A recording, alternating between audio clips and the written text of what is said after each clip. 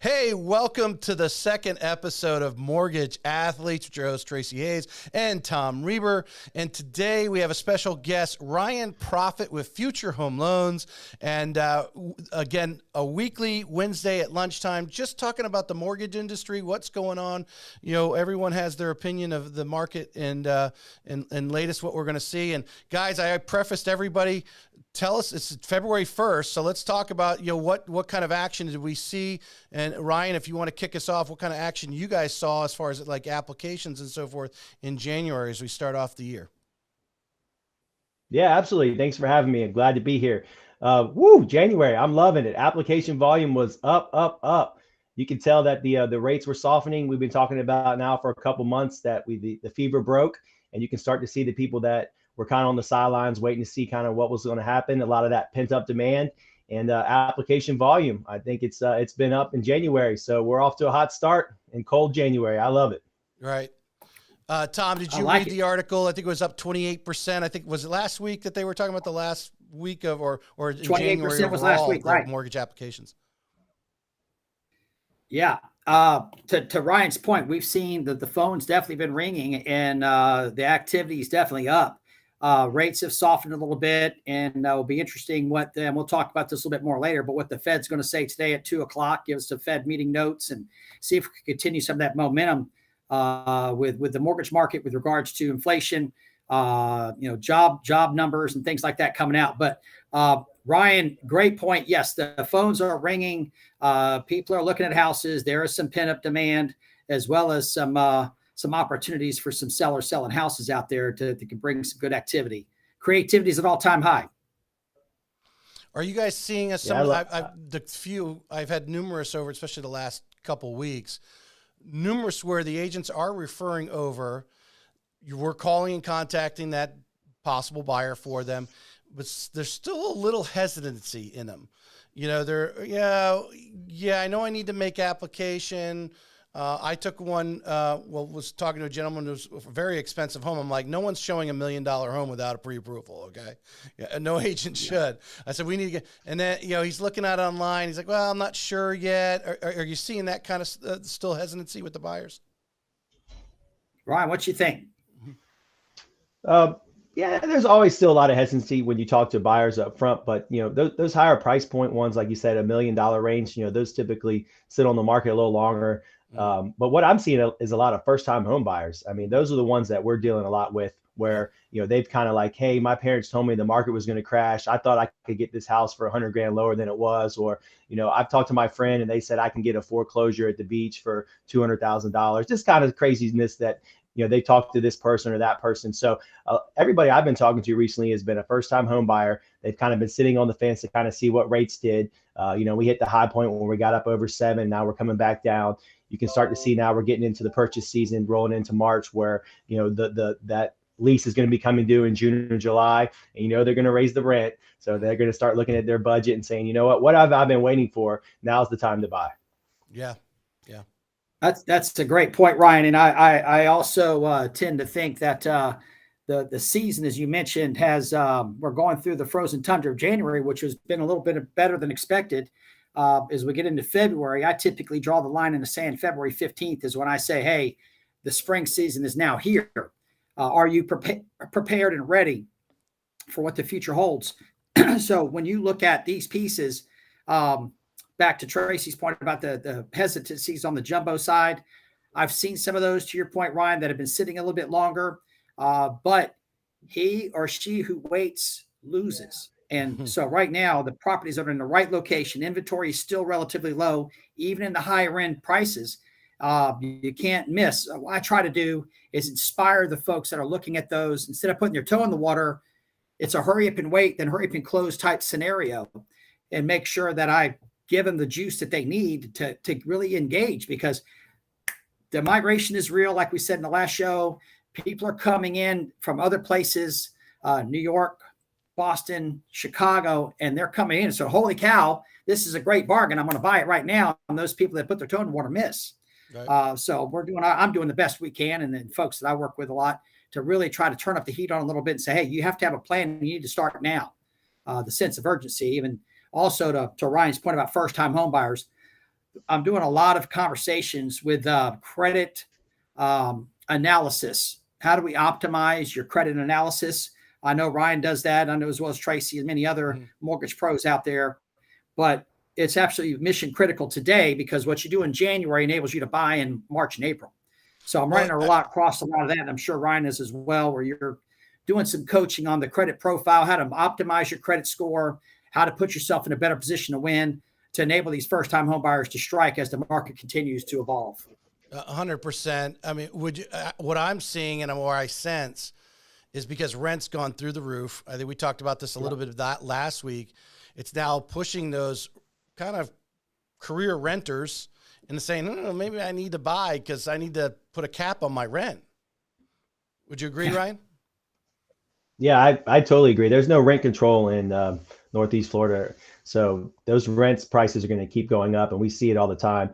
And to Tom's point, I like to call those steaks in the oven or steaks in the freezer. I mean, so you talk to those first-time home buyers, you kind of give them the game plan, what they need to do. Maybe they need to get a co-signer. Maybe they need to save a couple months of money. Maybe they need to get a gift. Maybe they need to pay that collection for that phone that they never turned in or whatever it is. But I call those steaks in the freezer. So you put them in the freezer, and then when you're ready to take them out, thaw them out, and they're ready to go. So we're doing a lot of that, and you can see that's kind of going to be the market for this year. Is going to be a lot of the first-time home buyers who've been on the fence, and they're going to need a lot more hand-holding, and they're going to need a lot more expertise. So I'm kind of excited with the way the market's turned, because this is what I love to do. I love to talk to people, buying their first house, getting that American dream. The last couple of years, there's been so many people in our industry. It's been so transactional. They didn't care what the rate was. Rates were so low. They didn't care how the process went. Now it's going to separate the athletes, the QB1s, like Tom likes to say, from the rest of them. Right. No doubt. 100%. The credit Tracy, analysis thing, Tom, you're going on. I mean, I don't know how many I did in the last week. Good thing the technology's gotten better, because it actually prints a nice report out, and you can just send that PDF to the client and say, it's telling you exactly what you need to do right there. 100%. Here's your prescription. Take 3 days and call me in about 30 days. I had a topic question I thought of here. And it's always been, even back in 2006, when housing values were going up crazy point in the price point of homes. But today, what we've seen over the last couple of years, where the values have gone up, especially here in Northeast Florida, has the incomes risen at the rate of the value or the price point of the homes? And do we see that as being one of those challenges out there that we're going to see over the next year? Because that $450,000 home is now $600,000, over in the last 24, 36 months. And now, are we limiting who can buy? Is the incomes? Do we have enough jobs in Northeast Florida? Get you guys' opinion on that. Brian, you want to take that one first? Yeah, no, I think affordability is still a real issue. And that's the number one thing that we talk about a lot, is because, the wages haven't gone up as fast as the home prices have gone up, which they shouldn't, because home prices shot up so quickly due to the pandemic. But I think the interest rates coming down is making it a little more affordable now than it was before. So, to use your example, you might not be able to buy your first home. I think the average price was like $380,000. You might have to go somewhere a little different than where you probably want to go to. So a little different area. Maybe have to go to Green Cove, or maybe out there to Clay County where Tommy's from. Maybe I got a lot of people down in St. Augustine, or even that little St. Augustine 207 where they're buying houses. So you might have to go a little further out to get your first time home. But as we talk to them, this isn't your forever home. You got to start somewhere. So let's start here. Maybe you got to drive a little 30, 40 minutes to get to your house, build up some equity, sell that thing in a couple of years, and then you can move a little closer to where you want to go. We all had to go through that process. So yes. Well, Ryan, that's definitely spot on. I like to call that the game of life and Monopoly, and we have to start, from the start and work our way forward. And how fast we continue down that pathway is the journey of life. And you have your box 1 house, you have your box 2 house, box 3, and box 4. Great points. You mentioned something very powerful, Tracy, and as well as Ryan touched on it as well, the affordability. Affordability challenge is real. Now, I'm going to give you a little silver lining to that. As rates come down a little bit and incomes slightly go up a little bit, as we see this, we're going to get in a window. And I'm thinking maybe towards the end of this year, we can rebalance and get us back to where we were from affordability standpoint here, probably in a year or so. If inflation keeps going down, wages stay flat to increase, with rates going down, wages going up a little bit, we'll get our window back in. And maybe instead of having to go look at a $600,000 house, we'll have the incomes to be able to look at somewhere in the 500,000 range. I'm just kind of giving you the Fisher Price math approach as things continue to calibrate, but we'll get back to some sort of normalcy with regards to affordability. To the challenge of the actual inventory is still real, in my opinion. We've got, apartments being built all over the place, and guess what? They go from nothing in the parking lot to filled up like that. It's crazy. But houses are sitting for a healthy amount of time. You're having great optimization with affordability. But as we said many times in the past, Tracy, in the last call or a meeting we had, location is still the same adage today. Buying the right zip code, buy the right situation, your starter one house will be a phenomenal investment. All those things come into play, but that's a great topic. Someone had posted, I want to say, and if I'm mistaken, I apologize. I think it was the Glenn team with Berkshire Hathaway now, that he posted how he has been trickling on this customer for about 3 years. And I think when it comes to affordability, when it comes to these first-time home buyers, the loan officers as well as the real estate agents need to keep these people in their database, because whether they turn around and buy a home tomorrow or it's 3 years from now, they're looking. They just got to get the stars got to line up for them. Yeah. Ryan, I want to share some stuff about you because you're amazing. Tracy, I met Ryan about 15, 16 years ago. He was good friends with my brother. And I met him, and probably in the first 30 minutes, I wanted to go grab by his cheeks and say, "You're the best flipping salesperson I've ever met." And, marketing machine. And so anyway, I wanted to make sure I give Ryan some sunshine with that, because I knew when I met him, he was a ball of fire. He was just a caged machine. And now that he's been out you've been outside sales now for what, 4 years, Ryan? 3? How long? Yeah, 4 years. Yes, sir. 4 years. And I knew the second he got to go enjoy the Serengeti of opportunity, he was going to crush it, and he has. So I want to tip my cap and respect you for not only your numbers, but the units, all that good stuff. You've crushed it, and you've become quite the marketing machine / leader out there. I wanted to share some of that sunshine, and I respect and appreciate it at the highest levels. I know Tracy does as well. Mm-hmm. That's why we wanted you on the show. You're a premium mortgage athlete and accomplished a lot. So I am taking that Serengeti of opportunity. I've written that down. Good. I'm full of them, Tracy. It's all day. I've got them. One other fun fact. I lived across the street from Ryan for 3.5 years, and I witnessed him being a phenomenal father and a husband with his kids. And I want to also tip my cap that he's a good man off the actual field of being a mortgage athlete at home as well. So Ryan, again, continued great work. Yeah. Thank you. Yeah. I'm still in that box A house. So, Krusty, he hit the gas on me and moved up. So yeah, like to have you back. Trailer. Ryan, tell us a little bit about. Hey, let's keep on rolling. I just wanted to share the love. That's all. Yeah, thank you. Future Home Loans. Tell me what are you in your troops, because you've got some experience guys, but you got some green people over there, because you've hired some fairly new people that at least I know, that maybe only had a few months in the business. What are you doing? Getting them engaged on a daily basis, and obviously, hopefully where the sunshine is going. You're taking a lot of apps. Credit's not always great. That can be discouraging. What are you telling your people right now? Yeah, I mean, we're just telling them that this is kind of what the normal market is. So depending on when they got in to the mortgage business, some of them been in it, 2, 3, 4 years total, and they're not used to what a normal market is. They came in and it was my phone's ringing and I'm doing all these refis, to now it's, hey, we're 90% purchase business, and that's where you need to focus on. So just keeping them focused each day. We got a class that we're doing every week. It's called Drive Time, and you can sign up, and basically just kind of gets back to the basics of what you can go through. It's just about prospecting, how to reach out call people, how to set up appointments. As Tommy says, you got to make those license plates each day. If you're not making those license plates, and you're missing out on those opportunities. So just basically getting back to the basics of what this job entails, and what you should have been doing the whole time that you've been in the business. And most of all, just, staying positive that, the numbers of the housing prices, staying firm where they are, the purchase applications going up, rates coming down. I mean, all the news is pointing into, if this is heading in the right direction, that was the shortest probably downturn in the mortgage market that I've seen in the 20 years I've been doing it. And that's awesome, because everybody was preparing for doom and gloom. And I think we've turned the Titanic, and we're heading in the other direction.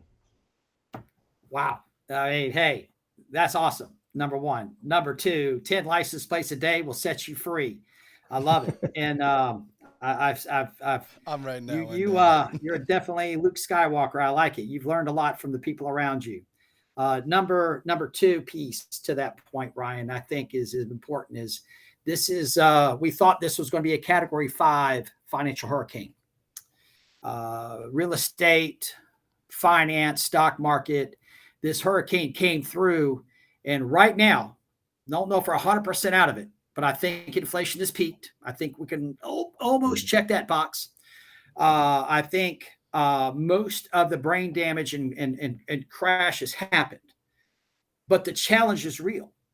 The mindset, the drive to do your job effectively, make purposeful relationships.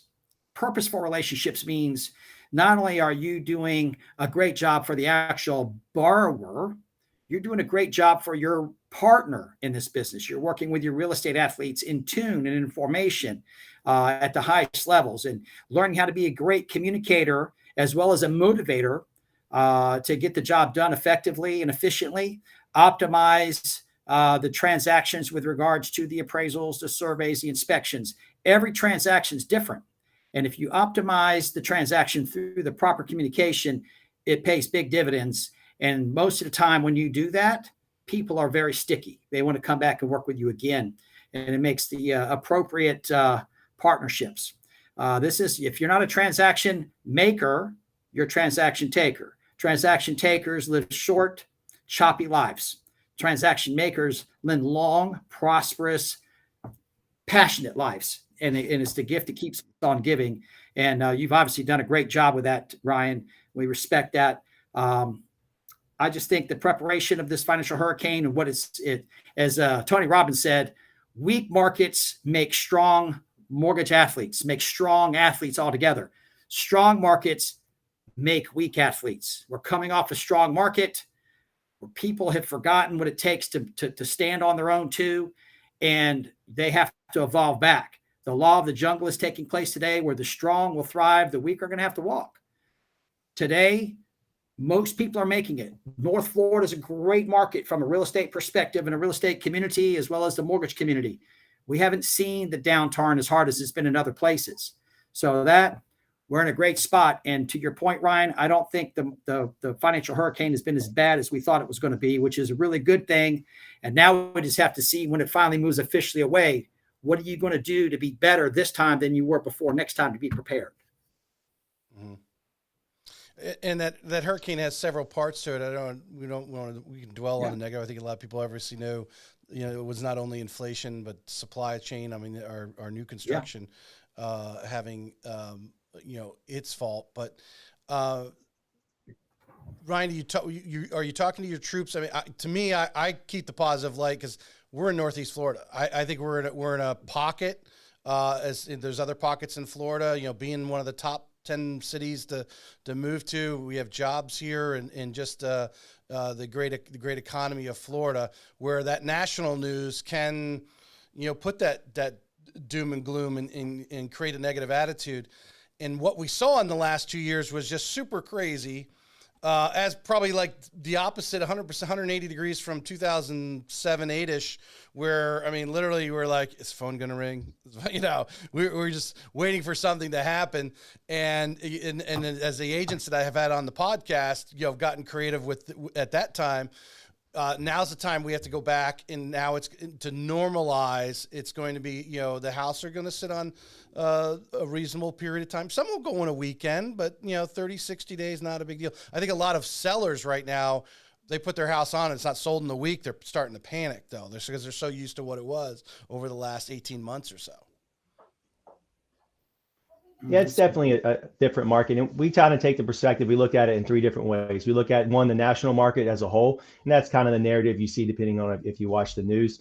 Then we break it down to Florida, the Florida market, and you can kind of see what's going on down in Miami and Orlando, where the numbers are picking up, the numbers on days are starting to go a little faster. Those home prices are starting to stay steady, and you're starting to see multiple offers on some markets down south, which anticipates that we kind of follow those trends up in Jacksonville, which means that we're heading up the coast here. So then we look at the Northeast Florida market, and you can tell that, hey, there's going to be probably a lot of that pent up demand that we said that's going to come rolling around in March, April, May, where we're going to have multiple offers and houses are probably going to go, because that's what's going on kind of in Orlando and South Florida. So we look at that and kind of talk to our troops about that as well, just make sure that they're educated on what's going on.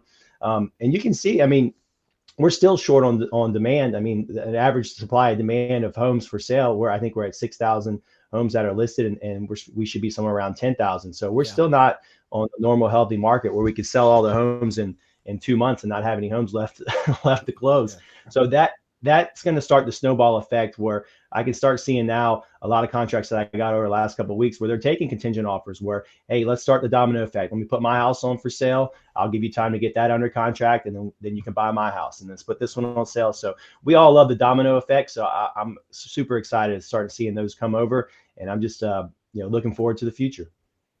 Yeah.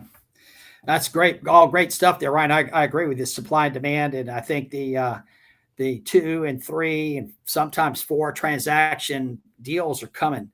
And that's a lot of fun. But again, back to the fundamentals of being the best mortgage athlete, as well as working with your real estate athletes, communicating together and have that collaboration to make that real estate train come together and close 2, 3, maybe even sometimes 4 transactions in a row. The craziness that comes with that. So that's a lot of fun.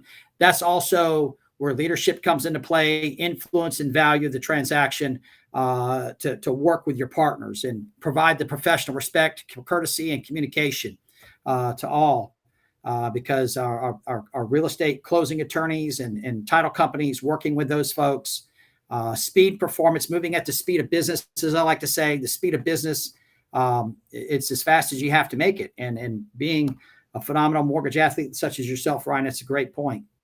Man, I was going to go ahead, touch on a couple of points and get you guys coming, especially for maybe some of those young loan officers that are watching, or even the young real estate agents who are just getting their feet wet, which could probably be anyone in the last 24 months. That as I think Ryan's right, we're going to have the dam is building up. There's this pressure of the demand, and then the emotions of getting over, say, yeah, we're going to make the move.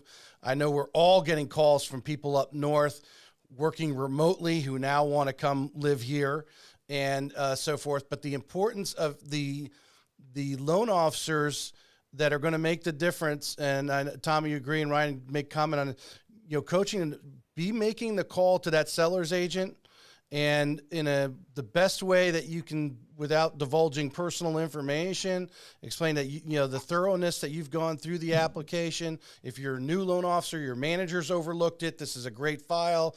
I think most companies are doing pre-approvals with TBDs right now, to be determined, and the importance of making that phone call, because it will get into a multi offer situation, as you're saying, as May comes around type thing.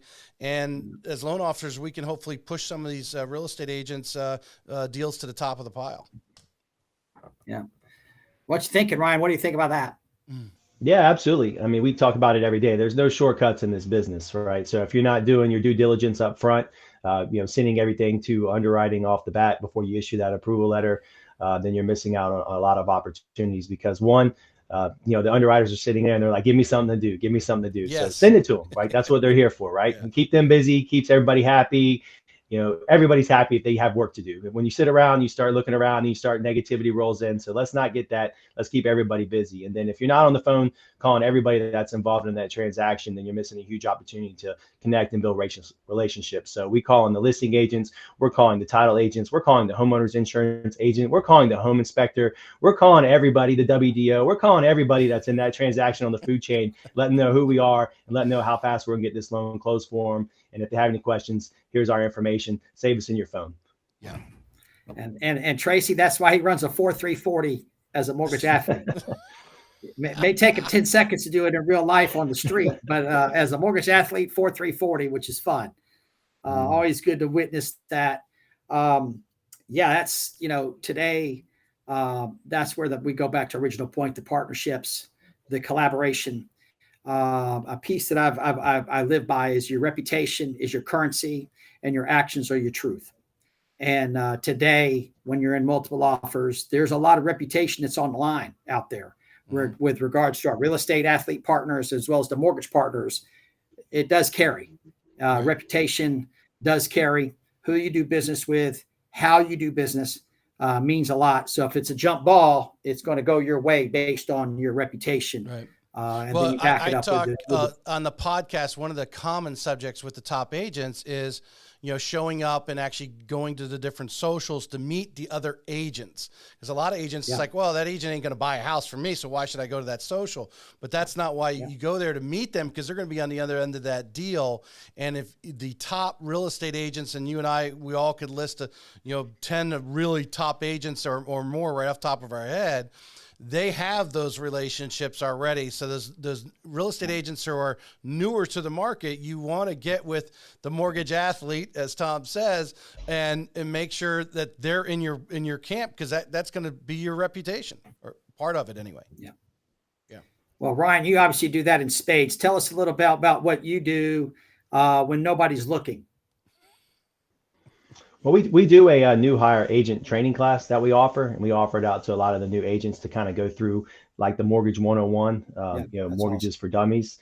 Because we don't want them to be the expert in there, but we don't want them to go into it and not have a sense of understanding, because they go through real estate training and they touch about that kind of stuff about mortgages and stuff. But we know the numbers of how many times they're going to have a customer and they're going to need a mortgage. I mean, they're not all going to pay cash for the property, right? So we're a big part of this transaction. And a lot of those agents, as Tracy said, asked me, why do you go to all these networking events? Why are you meeting all these agents? Because that's it. Visibility equals credibility. So when they see me, they see my information, they see my approval letter, they know, hey, this guy's in the market. He's out every day. We know who he is. And then the new agents ask me, like, well, hey, I'm never going to, why do I need to go to an agent event? I'm not going to get anything out of that. You'll be surprised. You'll meet somebody who will give you a tidbit, or tell you something that's working differently, or give you a little bit of advice, or maybe might be somebody that might be your mentor later on down the road. Or you might be going into a transaction and they might say, oh, I remember I met you at this one event. So 100%. It's always an opportunity to meet people when you go to these events, and it depends on what you want to get out of it. That's a great point, Ryan. And you are a networking machine. You do a great job. You're everywhere. You represent, you dress well. So again, tip of the cap to you on that. One of the things that I do is I try to be a great interviewer. What's your name? What's your sign? Where are you from? I take that approach all the time. I'm working on my elevator speech. As Tracy knows, and I've shared this many times, how much time do you have to become sticky with the person who asks you, what do you do? And that's a whopping 8 seconds, because within 8 seconds, they swipe you, as our good friend Dan Quiggle will tell you. So you get swiped in 8 seconds. So when somebody asks me, I work on my craft all the time, Tom, what do you do? And I say immediately, I interview people for a living. And that normally stops them in their tracks. They're like, oh my gosh, tell me more. And I said, well, I want to know more about you. I want to know about what you're looking to accomplish. Tell me about where you came from. What do you do for a living? And once you learn the interview process effectively, you get a whole bunch of information. And great real estate agents become good interviewers, and some of them become great interviewers, which makes our jobs even easier because they pre-screen the customer of opportunity. One of the biggest lessons I learned with my many years of doing this was a lot of agents judge the book by the cover. So a lot of real estate athletes will judge the book by the cover. They drive up in a wonderful 7 Series BMW, like, oh my gosh, this person's got money. No, that means they have a big fat car payment most of the time. That's never really good. Yeah. But you have to go through the question process, interview them yourselves before you really go that much further, because it really makes the transaction of collaboration better, faster, more efficient. And to your point, Ryan, by having those real estate financing for dummy classes in theory, learn the right questions. What are your 3 go-to questions that you need to ask as a real estate agent when somebody walks up to you? You got to learn how to become a great interviewer, make sure you're hitting the target points. And I work on that craft personally all the time. Ryan, I watch you naturally do this. Tracy, you do the same thing. You find the rhythm fast and furious, but it becomes sticky. And how quickly you do that and get them talking about themselves becomes stickier as you go. So How to win for friends whatever and that's influence worth, people. that's what I do. Yeah, 100%. Gentlemen, we're right at 30 minutes. Anyone have anything you want to add? Ryan, you've got the stage here. You want to say anything out to anyone here? And like I said, I'm going to copy the link over to your page, so all your friends and family are going to obviously, and your realtor referral friends are going to see it. No, awesome. I appreciate it. Thank you so much. This was fun. We need to do it again. So when you get to the list, if you're looking for somebody to fill in, let me know. I'll be happy to do it. I love it. If we get to 11:59 and someone flakes on us, it will happen. Somebody will get nervous. Call me. I don't know what I'm going to sound like. And we'll have to call you. Yeah, I'm like the refrigerator. I'm always on. All right. Tom, you want to finish up with anything? I do. I've got a couple parting thoughts.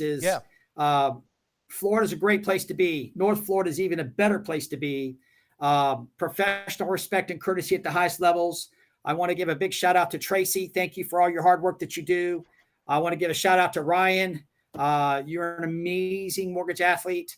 We wanted to respect you and honor you with your abilities and skills.